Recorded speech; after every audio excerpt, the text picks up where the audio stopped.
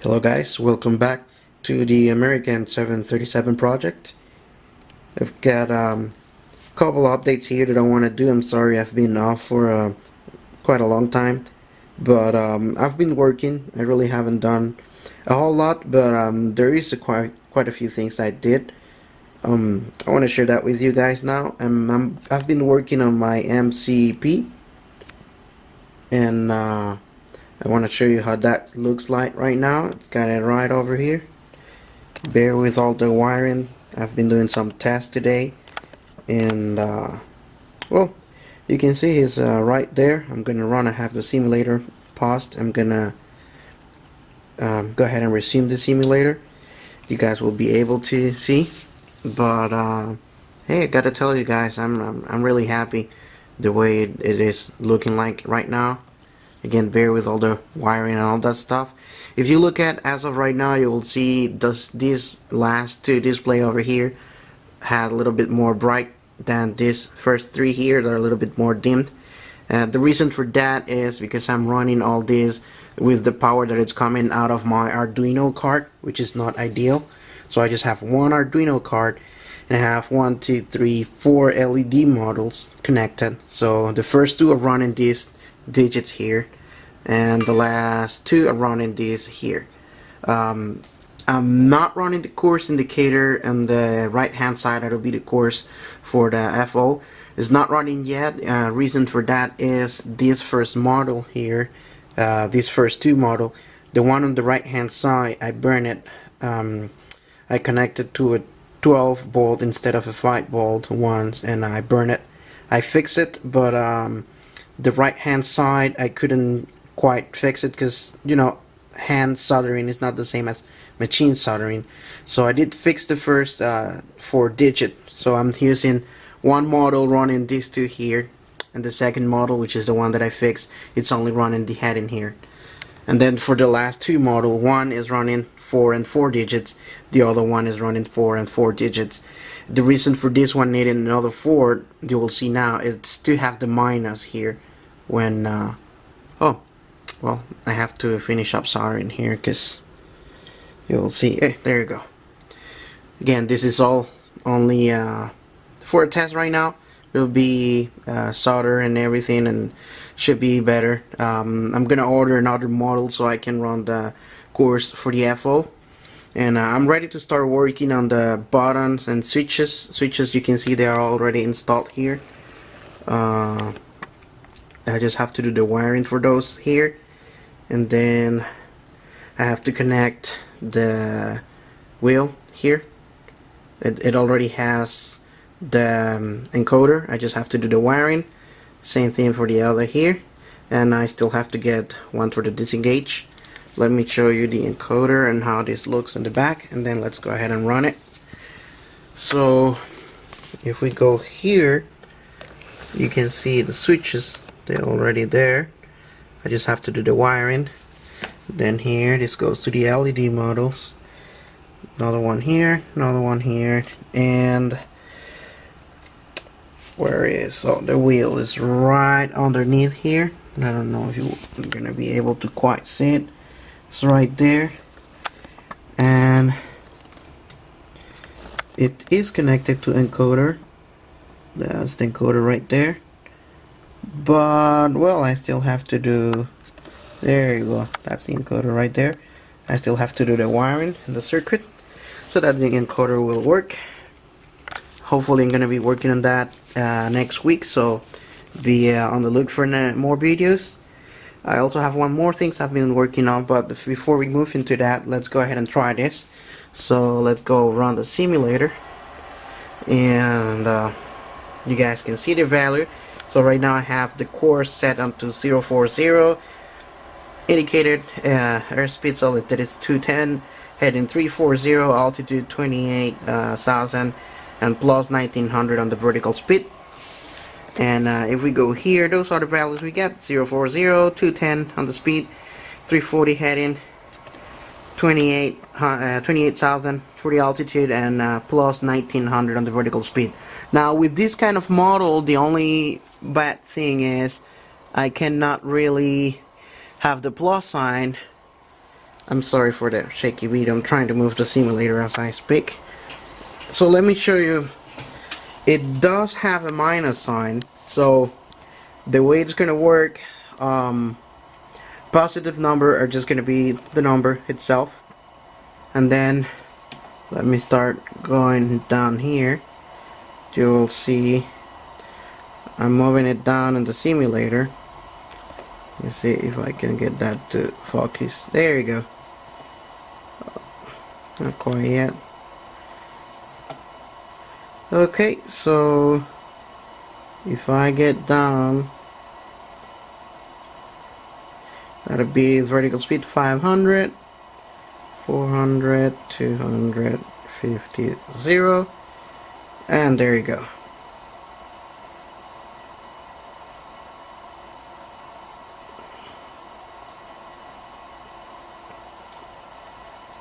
And it actually updates really fast as soon as I move in the simulator. So I'm really happy with that. It's probably because of the LED light, that's why it's going out of focus. But anyway guys, you can see it's actually working.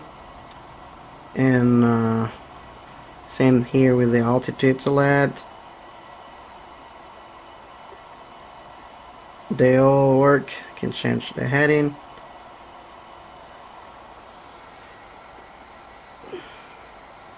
Let's set it up to 330, and let's set our speed to 240.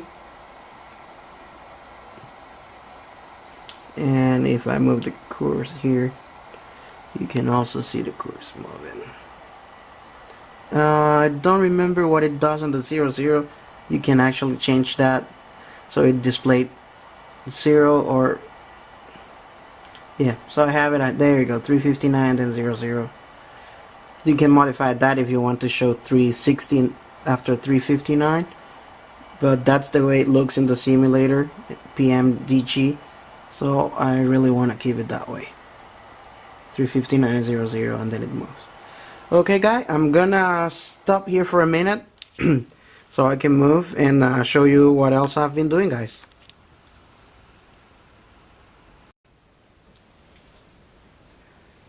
Okay guys, we're back, and this is what I wanted to show you guys.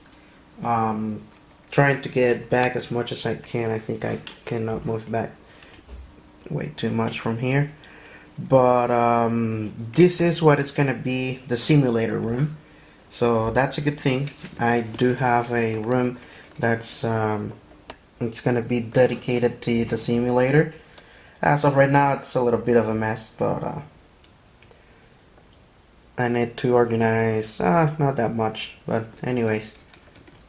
So let me close up a little bit, and I wanted to show you over there.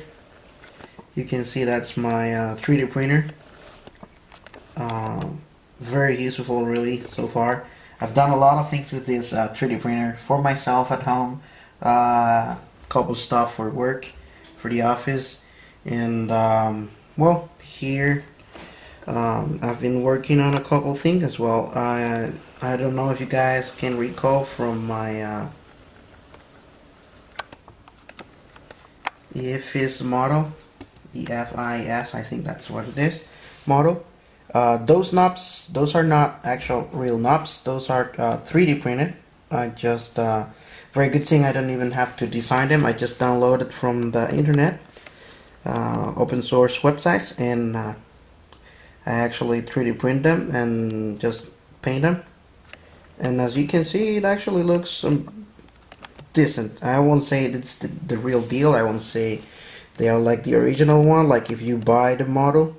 But hey, I gotta tell you guys, it's cheaper, and if you are doing your project on a budget, it definitely does help.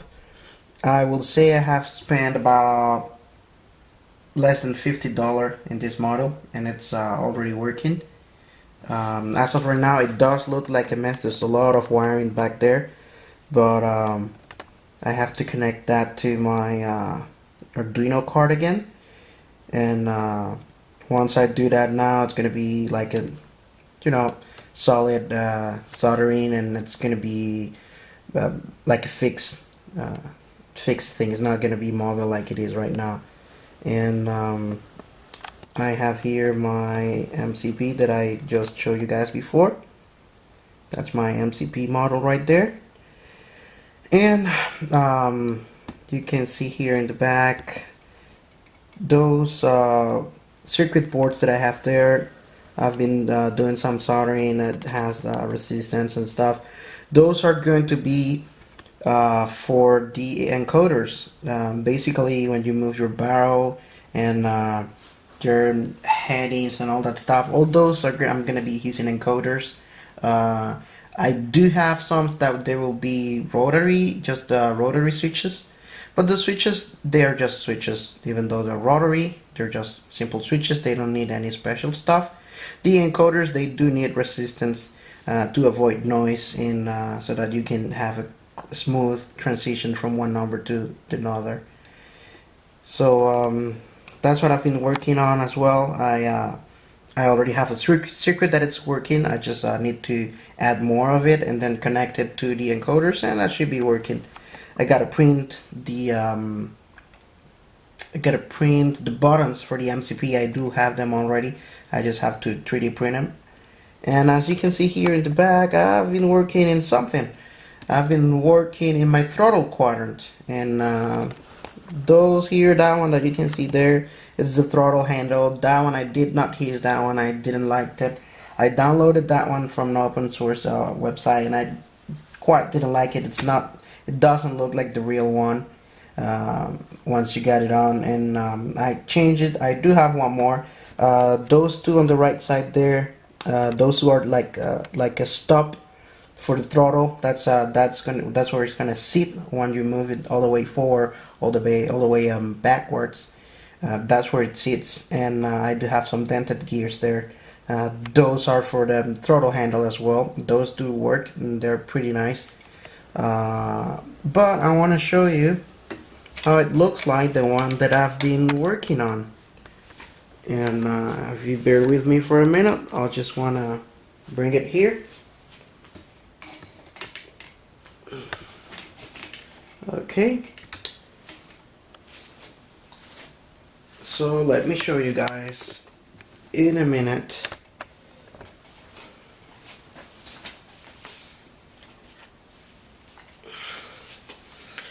Okay, so this is I'm sorry, I'm just trying to get the camera to, there you go. I think that'll work. Okay, so here you can see, guys, I don't have any screws on it. That's why I have to hold it. These are two individuals levers for the throttle, and I just painted this one a couple days ago. Probably will do one more layer, and right now they're missing the screw, so I have to hold it just like this. But I'm really happy the way they look like. Once they have the screws on, it's gonna be way much better. This is where the lever is gonna come in, and the lever comes in from here, and it will have the dent gear down here, and that's what's gonna help them move back and forth with the stop that I just showed you guys.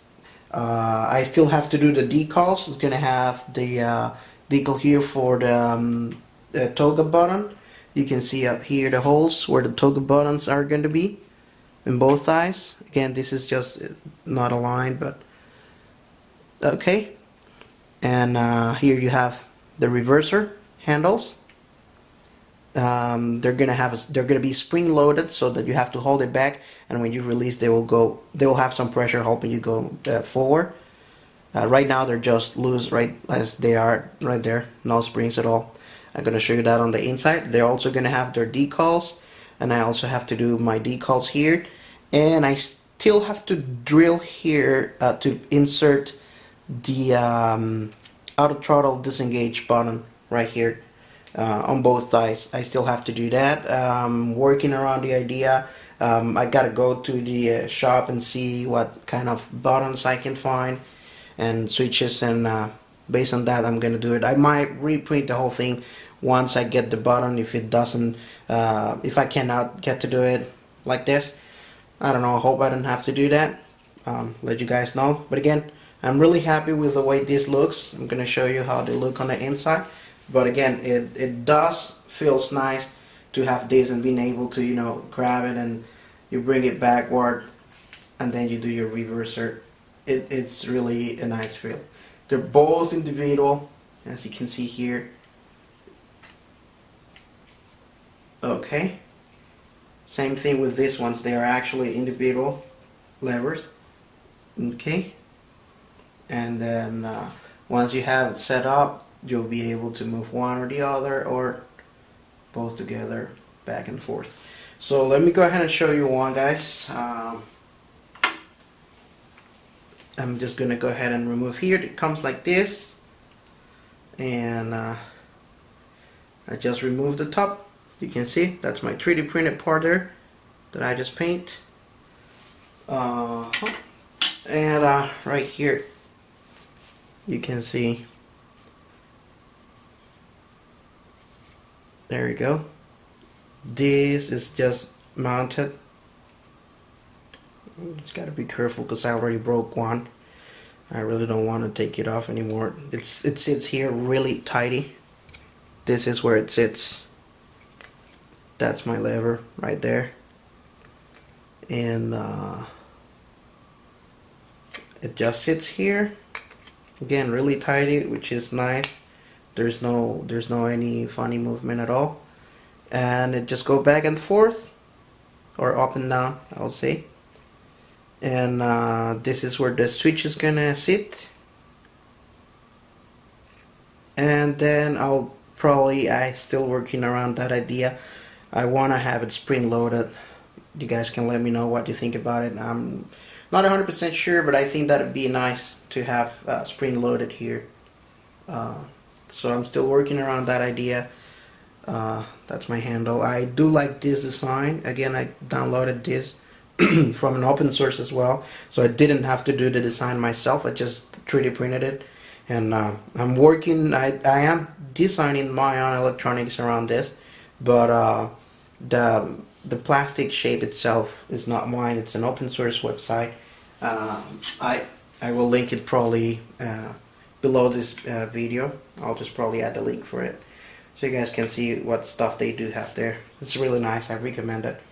And just to close up, because I don't want this video to be that long. I believe it's already a little bit longer than I want it.